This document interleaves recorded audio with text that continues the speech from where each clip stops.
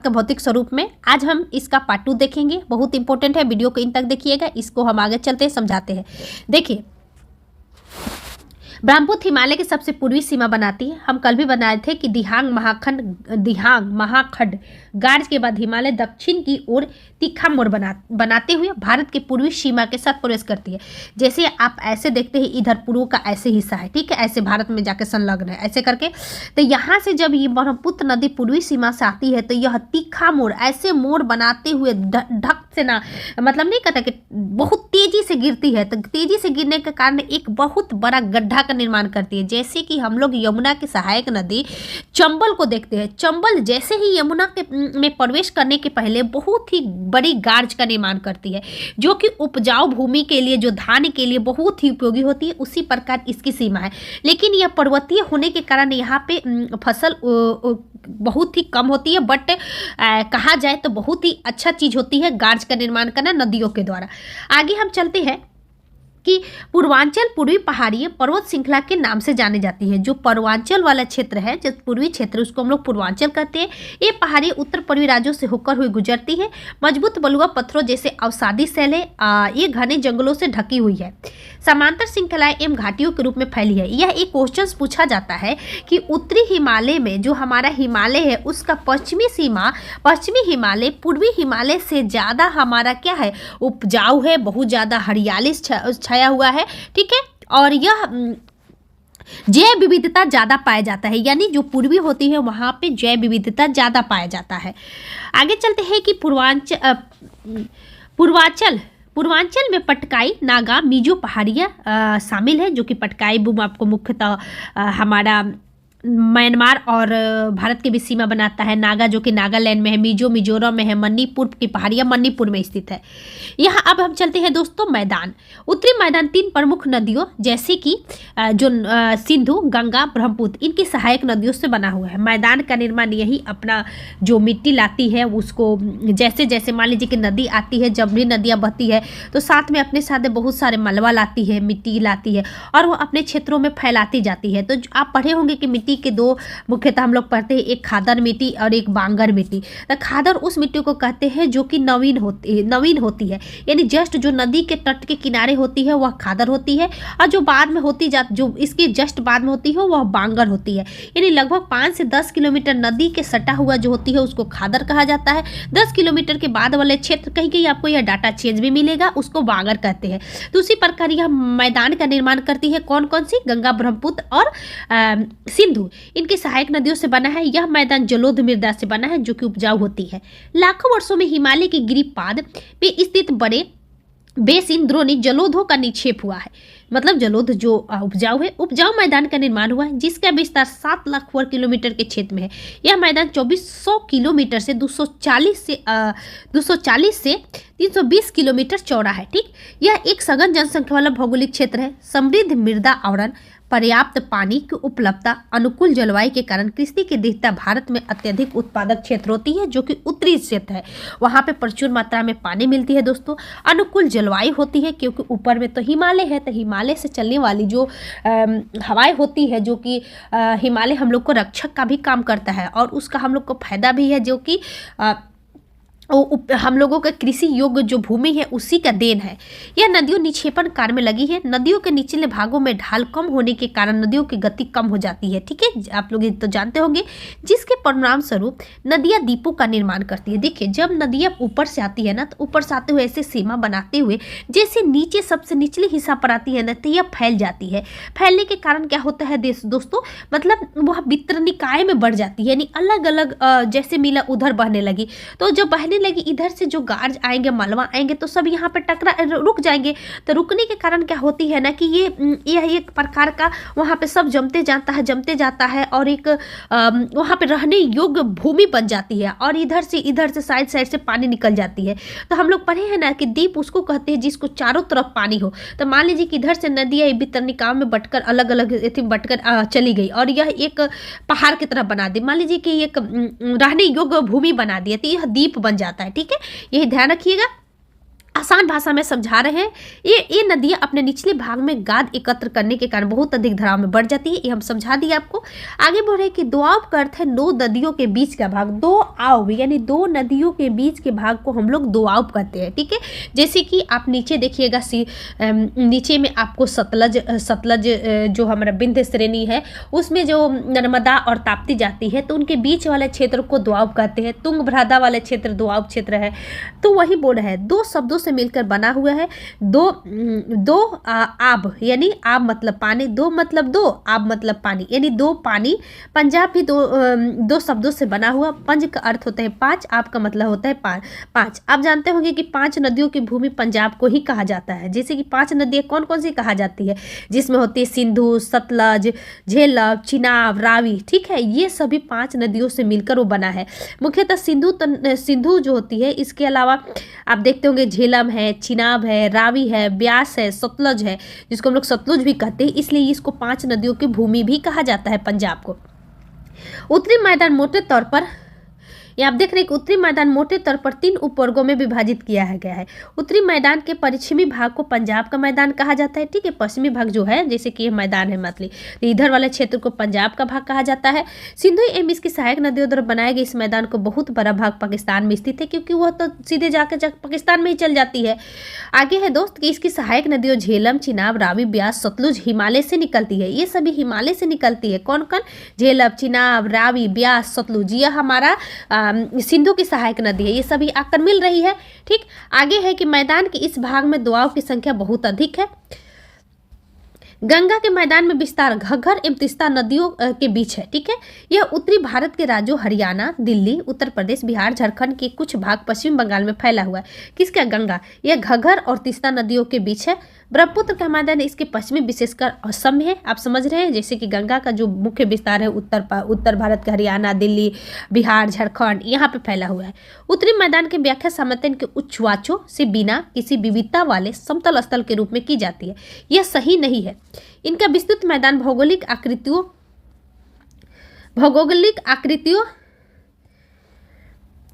वाले समतल स्थल के रूप में जानी जाती है। यह सही नहीं है। आगे चलते हैं दोस्तों। उत्तरी मैदान को 4 भागों में विभाजित किया जा सकता है। इसको उत्तरी मैदान को नदियों पर्वतों से नीचे उतरते समय शिवालिक की ढाल 8 से 16 किलोमीटर चौड़ी पट्टी में गुटिका का निक्षेप करती है। इसे भाबर कहते हैं। ध्यान रखिए दोस्तों, जब ऊपर से नदियाँ आती है, नदियाँ आने के बाद जब शिवालिक के श्रेणी में आती है तो 8 से 16 किलोमीटर चौड़ी पट्टी में गुटिका का निक्षेप करते हैं। निक्षेप का मतलब होता है ना, जैसे कि आप समझते होंगे कि पहाड़ है, पहाड़ के जस्ट नीचे कहीं कहीं आप देखें तो कि बहुत गड्ढा पानी होता है। कहीं कहीं गंगा नदी एकदम ऊपर छिछला दिखाई देती है, पर्वत पठार का कंकड़ से होकर गुजरती है, तो वो जाकर अंदर से फिर किसी में जाकर छुप जाती है।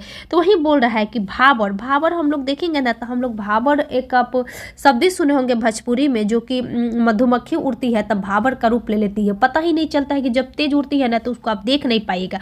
वही चीज़ यहाँ पे बता रहा है कि वह एक विलुप्त हो जाती है। जब नदियाँ आती है ना तो वह पहाड़ों में विलुप्त हो जाती है, वह भाबर का रूप ले लेता है। आगे आपको समझ में आएगा, इसे भाबर नाम दिया गया है। सभी सरिता इस भाबर पट्टी में विलुप्त हो जाती है। ये शब्द आया। इस पट्टी के दक्षिण में ये सरिता एवं नदियों पुनः निकल जाती है और फिर आगे जाके दिखाई देती है एवं नम एवं दलदली क्षेत्र का निर्माण करती है, जिसे तराई कहते हैं। एक होता है दोस्तों भाबर, एक होता है तराई। जब नदियाँ पत्थर पहाड़ से होकर गुजरती है और वह छुप जाती है तब भाबर हो जाती है, और वहां से निकलने के बाद जब नदियाँ दलदली भूमि का निर्माण करती है तब तो वह क्या कहलाती है दोस्तों? तराई कहलाती है। 2 चीज याद रखिएगा, तराई और भाबर। यह वन प्राणियों से भरा जंगल क्षेत्रों भाबर और क्या है दोस्तों? तराई। यह बहुत ही इंपॉर्टेंट है, याद रखिएगा, ठीक। आगे चलते हैं। आगे हमारे उत्तर मैदान के सबसे विशाल भाग पुराने जलोढ़ से बना हुआ नदियों के बाढ़ वाले मैदान के ऊपर स्थित है। यह वेदिका जैसे आकृति प्रदर्शित करती है। इस भाग को भांगर के नाम से जाना जाता है, ठीक है। इस क्षेत्र की मृदा में चूनेदार निक्षेप पाए जाते हैं, जिसे स्थानीय भाषा में कंकर कहा जाता है। अभी देख रहे हैं दोस्तों भाबर, बाढ़, यह भांगर है, यह उसी का शब्द है। बाढ़ वाले मैदानों के नए तथा युवा निक्षेपों को खादर कहा जाता है। देखिए, एक हम लोग भाबर जो अभी वो चीज पर है। अब यह पुराने जो जलोढ़ मिट्टी होते हैं दोस्तों, बाढ़ के बाद जब नदियाँ दूर चली जाती है तो उसको भांगर कहते हैं, जिसको हम अभी खादर और बांगर बोले ना, बांगर, हम लोग बांगर बोलते हैं लेकिन यहाँ भांगर लिखा है, याद रखिएगा, शब्द सही दिखिएगा। लेकिन आपको बुक में एनसीईआरटी पर ही वरीयता दीजिएगा कभी भी, क्योंकि एनसीईआरटी ही मान्य होता है, ठीक है। यहाँ बोल रहा है कि खादर हम समझा दिए थे, प्रत्येक वर्ष पुनर्निर्माण होता है, किसका, खादर का प्रत्येक वर्ष निर्माण होता है, इसलिए ये उपजाऊ होते हैं तथा गहन खेती के लिए आदर्श होते हैं, ठीक। अब चलते हैं दोस्तों प्रायद्वीपीय पठार। आपने मैदान पढ़ लिया, मैदान में आपने खादर बांगर पढ़ लिया जो कि उपजाऊ होती है, मैदानी क्षेत्र में हम लोग आसानी से खेती बाड़ी करते हैं। अब आते हैं प्रायद्वीपीय पठार, ठीक है। प्रायद्वीपीय पठार एक मेज की आकृति वाले स्थल है, ठीक है, एक मेज की तरह, जो पुराने क्रिस्टलीय आग्नेय रूपांतरित शैलों से बना है। यह गोंडवाना भूमि के टूटने एवं अपवाह के कारण बना है। कभी भी आपसे पूछे कि प्रायद्वीपीय पठार ऐसा क्यों है, ऐसे क्यों चपटा हुआ है, जैसे आप ये क्वेश्चन पूछा जा सकता है कि भारत की आकृति नीचे की तरफ चपटा क्यों है, वह कठोर क्यों है, तो ये कहिएगा कि उसकी जो यह फैल नहीं सकता है क्योंकि यह बहुत ही कठोर क्रिस्टलीय आग्नेय और रूपांतरित शैलों से बना हुआ है। साथ में हमारा उत्तर के क्षेत्र देखिएगा तब फैलते जा रहा है, फैलते जा रहा है, मैदानी क्षेत्र फैल रहा है लेकिन नीचे का क्षेत्र में कोई विस्तार नहीं देखिएगा, बहुत ही नगण्य विस्तार देखिएगा। तो यही कारण है कि यह कठोर शैलों से बना है और यह चपट गया है। इसमें गोंडवाना क्षेत्र जो था ना, जो मतलब कहा जाता है कि भारत की आकृति ऐसे नहीं थी, लेकिन धीरे धीरे परिवर्तन के बाद ऐसे होती जा रही है, ठीक है। तो यही ध्यान रखिएगा। आगे है दोस्तों कि यह गोंडवाना भूमि के टूटने एवं अपवाह के कारण बना हुआ है, ठीक। यही कारण है कि प्राचीनतम भूभाग के एक हिस्सा है पठारी भाग के चौड़े एवं छिछले घाटियां एवं गोलाकार पहाड़ियां है। इस पठार को दो मुख्य भागों में मध्य उच्च भूमि एवं ढक्कन का पठार, दोस्त याद रखिएगा, ऊपर वाले क्षेत्र को ढक्कन का पठार कहते हैं और एक मध्य उच्च भूमि है। नर्मदा नदी के ऊपर में प्रायद्वीपीय पठार का वह भाग जो भारत के मालवा के पठार से अधिकतर भागों से फैला है उसे मध्य उच्च भूमि के नाम से जाना जाता है। विंध्य श्रृंखला दक्षिण में मध्य उच्च भूमि, उत्तर में अरावली से घिरी है। आप यह बात समझ रहे हैं, यह कह रहा है कि जो विंध्य श्रृंखला है वह दक्षिण में मध्य उच्च भूमि एवं उत्तर पश्चिम में, जैसे कि आप देखिएगा अगर मैप यहाँ तो दिख नहीं रहा, हम आप ये मालवा का पठार है, इधर ये उत्तर पश्चिम है दोस्तों, तो उत्तर पश्चिम में अरावली श्रेणी से घिरा है और नीचे हम देखिएगा तो ये सतपुरा श्रेणी है। यहाँ पे आपको ये विंध्य श्रेणी, 3 श्रेणियाँ हैं, इससे ढका हुआ है, ठीक है। यही चीज़ यहाँ बोल रहा है और यहाँ समझने की कोशिश कीजिएगा, जो यह शब्द बोल रहा है ना बहुत ही इम्पोर्टेंट यह चैप्टर है। हम पहले भी बोले थे कि पथरीले मरुस्थल से मिल जाती है।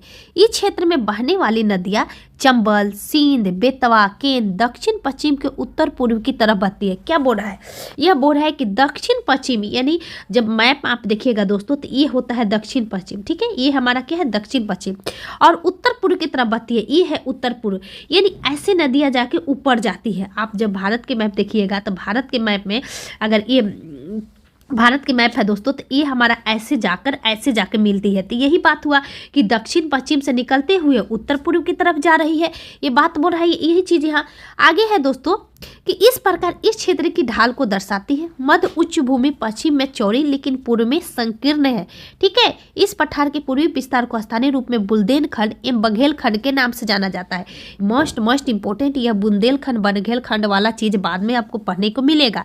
इस पठार के पूर्वी विस्तार को स्थानीय रूप में, जो ये पठार है ना, इसके स्थानीय रूप में इसको बुंदेलखंड या बघेलखंड कहा जाता है। इसके और पूर्वी के विस्तार को दामोदर नदियों द्वारा अपवाह छोटा नागपुर पठार को दर्शाता है। आप जब देखिएगा ना तो छोटा नागपुर पठार जो दामोदर नदी घाटी है, यह आपको झारखंड के क्षेत्र में, जो हम अभी आपको मैं बता रहे थे, यहाँ पे हम लोग केन, बेतवा, चंबल देख रहे थे, सोन के क्षेत्र खरीदर है, और यहाँ पे जब आइएगा तो यहाँ दामोदर का क्षेत्र है और यही हम अभी जो छोटा नागपुर का पठार बता रहा है इसके तहत यह निर्माण होता है। दक्षिण का पठार एक त्रिभुजाकार भाग है जो नर्मदा नदी के दक्षिण में स्थित है, ठीक है। नर्मदा नदी 3 नदियों हम लोग देखते हैं मुख्यतः, नर्मदा, ताप्ती, माही नदियाँ जो है, इसके चौड़े आधार पर सतपुरा का श्रृंखला है, जबकि महादेव, कैमूर की पहाड़ियाँ, मैकाल श्रेणी इसके पूर्वी विस्तार है। किसका, जो हम लोग नर्मदा नदी देख रहे हैं, अगर यहाँ पे नर्मदा नदी है तो इसके उत्तर में सतपुरा की श्रेणी, नर्मदा के जस्ट ऊपर, मतलब जैसे कि सतपुरा की श्रेणियाँ है, ठीक है। नर्मदा, अब जब आप देखिएगा मैप में तो ये विंध्य श्रेणी हो गया, फिर उसके बाद दोस्तों सतपुरा श्रेणी, इसके बीच में नर्मदा नदी होती है, ठीक है। और उसके बाद जस्ट नीचे आपको ताप्ती नदी भी मिलेगा, ठीक। महादेव, कैमूर, पहाड़िया, मैकाल श्रृंखला इसकी पूर्वी विस्तार है और इसके पूरब की तरफ, अगर यह सिंधु सतलज इधर जा रही है तो इसके पूरब की तरफ है। मानचित्र में पहाड़ियों की श्रृंखलाओं की स्थिति को ज्ञात करें। दक्षिण का पठार पश्चिम में ऊंचा एवं पूर्व की ओर कम ढाल वाला है। आप पिछला मैप वीडियो जरूर देखिएगा दोस्तों। आगे कि जिससे स्थानीय रूप से मेघालय एवं कार्बो एंगलोंग पठार कहा जाता है। याद रखिएगा कि जो हमारा मेघालय का पठार है, यह क्वेश्चन पूछा गया है, यह लोगों को याद नहीं होता है। मेघालय जब आप देखिएगा तो ये हमारा दक्षिण का क्षेत्र है और ऐसे हमारा बढ़ते हुए ये इधर चल गया है मेघालय। तो कहा जाता है कि मेघालय यहाँ पे होने के बाद यह किसका भाग होता है, यह प्रायद्वीपीय पठार का भाग होता है दोस्तों। तो मेघालय का पठार को हम लोग कार्बो एंगलोंग पठार भी कहते हैं, जो कि प्रायद्वीपीय पठार का ही भाग होता है, न कि पूर्वी हिमालय का। हिमालय का भाग आप इस क्षेत्र में देखिएगा जो हमने नागा, मिजो, पहाड़िया देखा, लेकिन मेघालय वाला जो क्षेत्र है यह प्रायद्वीपीय पठार का ही भाग है और यह अपवाद होता है और यह बहुत कम ही लोगों को पता होता है। 3 महत्वपूर्ण श्रेणियां गारो, खासो, जयंतिया। मेघालय में जो हम लोग 3 महत्वपूर्ण श्रेणियां पर गारो, खासो, जयंतिया जो है दोस्तों इसी का भाग है। ठीक है, आगे चलते हैं कि दक्षिण के पठार के पूर्वी एवं पश्चिमी सिरे पर क्रमशः पूर्वी एवं पश्चिमी घाट स्थित है। ठीक है, दक्षिण पठार के पूर्वी एवं पश्चिमी सीमे पर, जैसे आप दक्षिण का पठार देखिएगा मेरे प्यारे दोस्त, तो इधर वाले क्षेत्र को हम लोग पश्चिमी तट कहते हैं, इधर वाले क्षेत्र को पूर्वी घाट कहते हैं। ठीक है, यह सतत तथा उन्हें केवल दरों के द्वारा ही पार किया जा सकता है। भारत के भौतिक मानचित्र में थाल, भोर, पाल घाट की स्थिति ज्ञात करें। इस वाले जो पश्चिमी घाट है ना, इसको बांट दिया गया, थाल घाट, भोर घाट, पार घाट। ठीक है, पश्चिमी घाट पूर्वी घाट की अपेक्षा ऊंचे है। जो पश्चिमी घाट है दोस्तों, इधर पहाड़ ज़्यादा है तो यह ऊंची है, इधर ढलान है। इस बोल रहा है कि पूर्वी घाट 600 मीटर की औसत ऊंचाई की तुलना में पश्चिमी घाट 900 से 1600 मीटर है। पूर्वी घाट का विस्तार महानदी से दक्षिण में नीलगिरी पूर्वी घाट का बोल रहा है दोस्तों। जब आप यहाँ देखिएगा, जब आप मैप देखिएगा तो ये बोल रहा है कि महानदी, यहाँ महानदी से लेकर यह नीलगिरी तक के क्षेत्र को हम लोग पूर्वी घाट कहते हैं।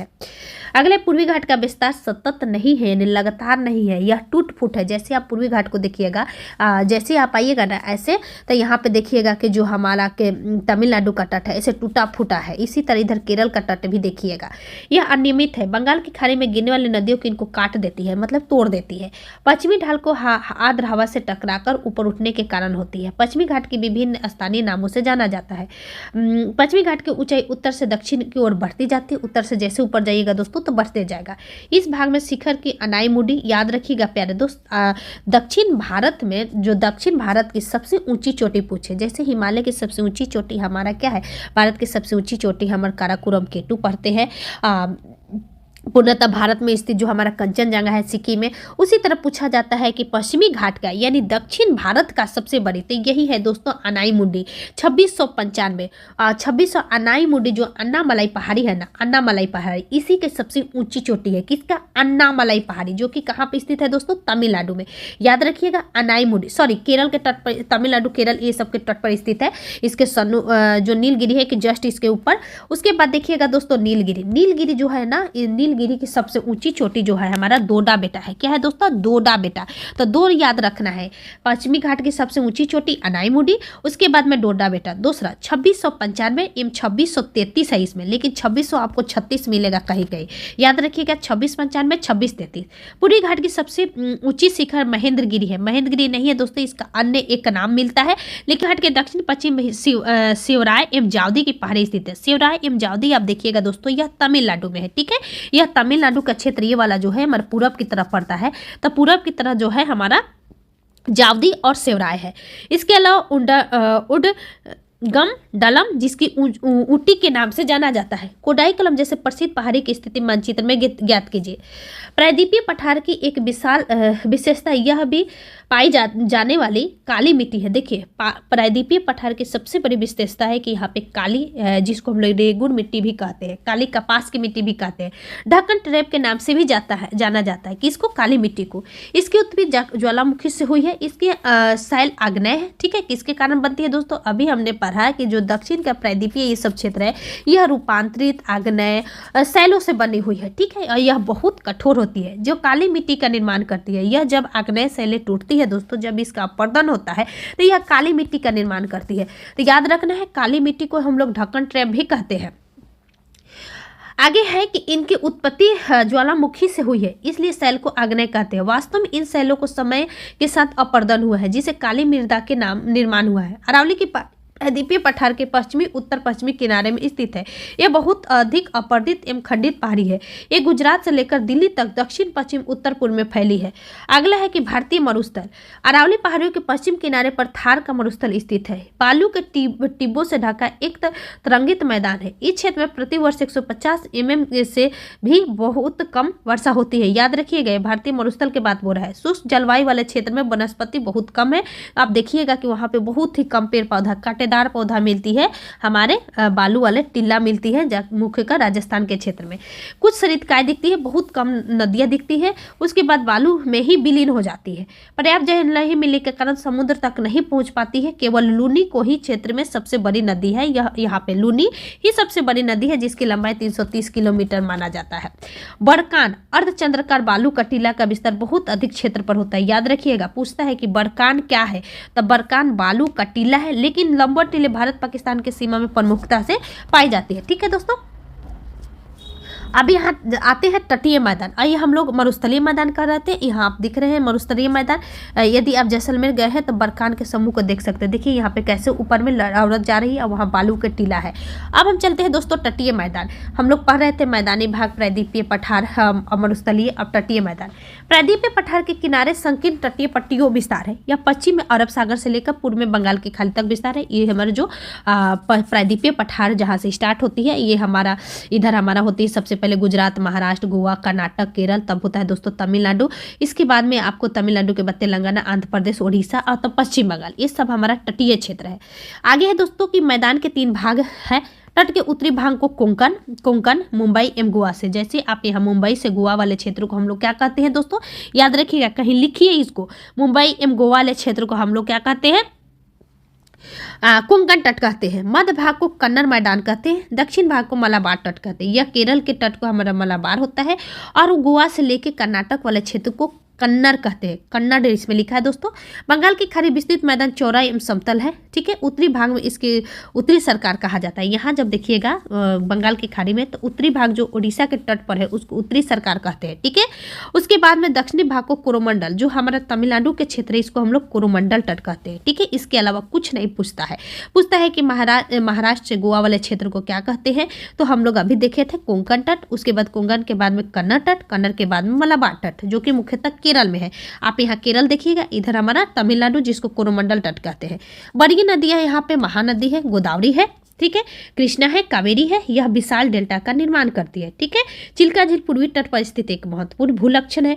चिल्का झील भारत के खारे पानी की सबसे बड़ी झील है। याद रखिएगा, यह पॉइंटेड है। उड़ीसा महानदी डेल्टा के दक्षिण में स्थित है। अब हम चलते हैं दोस्तों द्वीप समूह। उड़ीसा में जो महानदी है, यह डेल्टा बहुत बड़ा बनाती है। द्वीप समूह आप पहले देख चुके हैं कि भारत का मुख्य स्थल भाग अत्यधिक विशाल है। इसके अतिरिक्त भारत में 2 द्वीप समूह स्थित है। क्या आप इन द्वीप समूह को पहचान सकते हैं? यहाँ पे क्वेश्चन पूछ रहा है।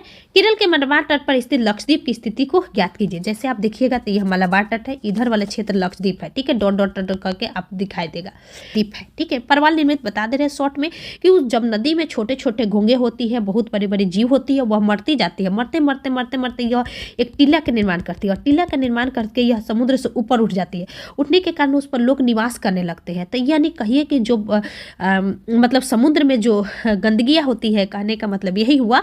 नहीं तो जो इसमें छोटे छोटे जीव होती है, जो कंकर घोंगा कंकर होती है, वह एकत्रित होते हुए थे, उस पर लोग बसने लगते हैं। ठीक है, तो वह परवाल निर्मित द्वीप कहा जाता है, परवाल। ठीक है, आगे है कि लकाद्वीप, मिनिकॉय तथा एमिनो द्वीप के नाम से जाना जाता है। ठीक है, 1973 में इसका नाम लक्षद्वीप रखा गया। कब? इसकी टोटल लंबाई याद रखिए, टोटल जैसे 32 लाख हमारा 28,263 वर्ग किलोमीटर भारत का विस्तार है, जिसमें से 32 वर्ग किलोमीटर छोटे क्षेत्र में फैला है। ठीक है, 32 आप समझ कर सकते हैं कितना होगा, ये इतने में हमारा लक्षद्वीप है। कावरत्ती द्वीप समूह लक्षद्वीप का प्रशासनिक मुख्यालय है, यानी लक्षद्वीप की राजधानी कावरत्ती है, वही प्रशासनिक मुख्यालय है, वहीं पे सारा कार्य होता है। द्वीप समूह पादप एवं जंतु के बहुत से प्रकार पाए जाते हैं। पिटली द्वीप जहां मनुष्य का निवास नहीं है वहां एक पक्षी अभयारण्य, याद रखिए दोस्तों, पिटली द्वीप जहां पे मनुष्य का निवास न होकर यहाँ पे पक्षी अभयारण्य है। एगो है दोस्तों अगाती द्वीप, अभी हाल ही में कुछ दिन पहले 5 साल पहले अगाती द्वीप से हमारा आया काची आया वायुयान आया, अगाती आया, हम याद करवाते थे दोस्तों को कि यहाँ पे पहली बार वायुयान आया अगाती द्वीप पर ही, ठीक है, यही से वायुयान ये उड़ता है। अगला कि बंगाल की खाड़ी के उत्तर से दक्षिण की तरफ फैले द्वीप समूह के श्रृंखला को ध्यान से देखिए, यह अंडमान निकोबार द्वीप समूह है। अभी हमने इधर लक्षद्वीप का विस्तार पढ़ रहे थे, अब हम आते हैं अंडमान निकोबार में जो कि बंगाल की खाड़ी में स्थित है। यह द्वीप बड़े संख्या में बहुल एवं बिखरे हुए हैं। पहले यहाँ देख लिए परवाल किसको कहते हैं, जिसको हम बता रहे थे। परवाल पप्पीज कम समय में जीव रहने वाले सूक्ष्म प्राणी है, अभी हम ये बता रहे थे, जो समूह में रहते हैं। इनका विकास छिछले एवं गर्म जल में होता है। इससे कैल्शियम कार्बोनेट का स्राव होता है। परवाल स्राव एवं परवाल अस्थियों टीले के दूध में निक्षेप होती है, यानी जमती जाती है। ये मुख्यतः 3 प्रकार की होती है, परवाल रोधी, तटीय परवाल भित्ति एवं परवाल वल्ले। ऑस्ट्रेलिया का ग्रेट बैरियर रीफ परवाल रोधिक का अच्छा उदाहरण है। मोस्ट इंपॉर्टेंट, आप इसको जरूर अपने कॉपी में नोट कीजिए, क्योंकि जो हमारे ऑस्ट्रेलिया का ग्रेट बैरियर रीफ विश्व का सबसे बड़ा परवाल निर्मित द्वीप है। यह किससे बना हुआ है दोस्तों, परवाल रोधिका का अच्छा उदाहरण है। परवाल वल्ले द्वीप गोलाकार एवं हार्सू आकार वाले रोधिका होते हैं, ठीक है। यह आपको ओनली वन यही एक बुक है एनसीईआरटी जिसमें ये चीज़ दिया गया है, अदरवाइज आपको कहीं नहीं मिलेगा। हम यहाँ पढ़ रहे थे अंडमान निकोबार का, यह भाग में अंडमान में दक्षिण में निकोबार है, ठीक है। वो जब हम यहाँ देखिएगा उत्तर में हमारा अंडमान होते हैं और दक्षिण वाले क्षेत्र को हम लोग निकोबार कहते हैं और ऊपर वाले को अंडमान। अंडमान मुख्यतः 4 भागों में बटा हुआ है और निकोबार मुख्यतः 3 भागों में, ठीक है। द्वीप समूह देश की सुरक्षा के लिए बहुत महत्वपूर्ण है। इन द्वीप समूह में पाए जाने वाले पादप जंतुओं में बहुत अधिक विविधता है। ये द्वीप विषुवत रेखा के समीप स्थित है। यहाँ जलवायु विषुवतीय एवं घने जंगलों से आच्छादित है, ठीक है। कहाँ पे, यह बहुत ही हमारा जैव विविधता वाले अच्छे यहाँ पे वनस्पति पाई जाती है, अच्छे पेड़ पौधा पाए जाते हैं, ठीक है। अंडमान निकोबार में याद रखिएगा मैंग्रोव वन बहुत मात्रा में पाया जाता है।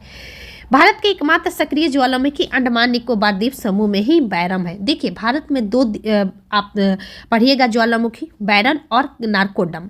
बैरन जो है दोस्तों इसमें विस्फोट होता है, यह सक्रिय है। नारकोडम ये सुसुप्त ज्वालामुखी है, क्या नाम है। आगे चलते हैं दोस्तों, भू आकृति विभाग विस्तृत विवरण विभाग की विशेषता स्पष्ट करता है, परंतु यह स्पष्ट एक दूसरे को पूरक है। इसमें अब आगे कुछ नहीं है, यहाँ क्रियाकलाप दिखाया गया, अदरवाइज आपको यहाँ क्वेश्चंस मिलेगा दोस्तों। हम क्वेश्चंस को रोक दे रहे हैं, आप इसको बनाइएगा, नहीं बनेगा तो कमेंट्स बॉक्स में कीजिएगा, क्योंकि हम पूरा पढ़ा दिए हैं। नहीं होगा तब हम आप लोग को पढ़ाएंगे, इसके आंसर हम आप लोग को बता देंगे, ठीक है दोस्त। अच्छा लगे तो प्लीज़ वीडियो को जरूर शेयर कीजिएगा और चैनल को भी सब्सक्राइब कीजिएगा। अगले चैप्टर हम बता देते हैं अपवाह तंत्र है, और यह मोस्ट इंपॉर्टेंट है अपवाह तंत्र। हम आप लोग को एनसीईआरटी कोशिश कर रहे हैं कि सारे बुक का एनसीईआरटी 9th और 10th का साइंस से लेकर टोटल हम आप लोग को पढ़ा दें। दोस्त प्लीज़ शेयर कीजिएगा। Thank you so much.